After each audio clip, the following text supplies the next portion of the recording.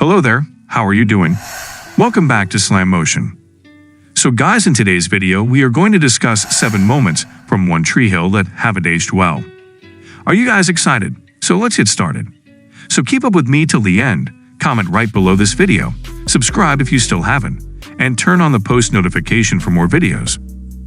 One Tree Hill was a hugely popular teen drama series that aired on the WB and then the CW from 2003 until 2012. The show is known for its heart, but also for some of its outlandish storylines. Recently, the 3 main actresses from the series came out with a podcast called Drama Queens and haven't shied away from telling truths about what went on behind the scenes with their toxic boss and the plot points on the show that just haven't aged well in today's society. Their boss, Mark Schwahn, was toxic and abusive towards his writing staff, as well as many of the women on set. He also was in charge of storylines and wrote a large number of episodes throughout the series. Needless to say, some things he wrote came off as really cringeworthy down the road. Let's take a walk down memory lane and see which scenes from One Tree Hill did not age well. 7. When the dog ate Dan's heart. Okay, so this scene was never great to begin with.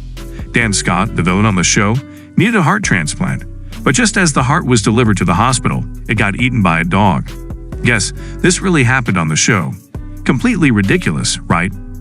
6. When Peyton was slipped a date rape drug.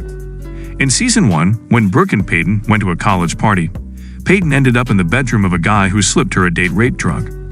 Lucas ended up saving the day by breaking down the door and getting Peyton out of there. What they should have done is called the authorities and reported the guy, but they didn't do that. And Peyton would have been traumatized by what had happened and seemed to return to life as normal afterward. The drama queens blamed Schwahn and the male writers on the show who didn't know what it was like to be a woman in that kind of situation. 5. Rachel being validated by Mouth. It is known that Schwahn related to the character of Mouth the most on the show, played by wonderful actor Lee Norris, and that Schwahn also had an obsession with Harris, who played Rachel.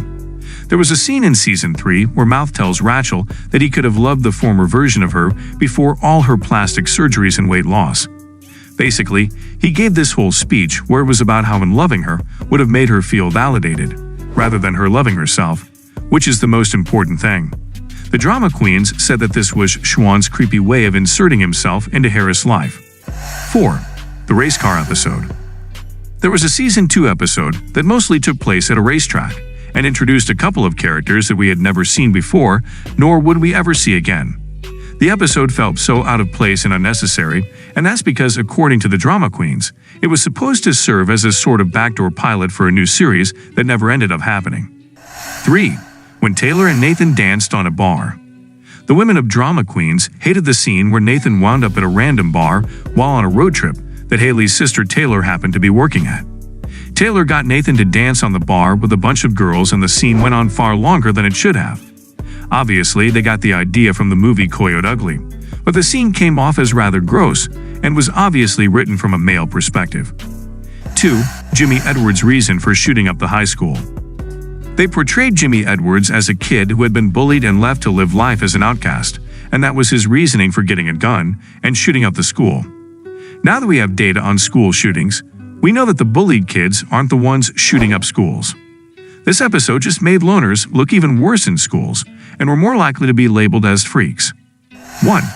Mark Schwahn casting himself on the show.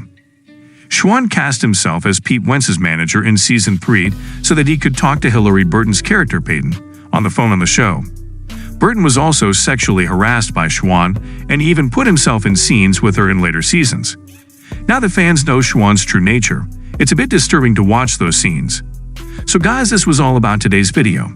Share as much as you can. That really motivates us to create more content for you guys. With this, we end our video. Hope you liked the video.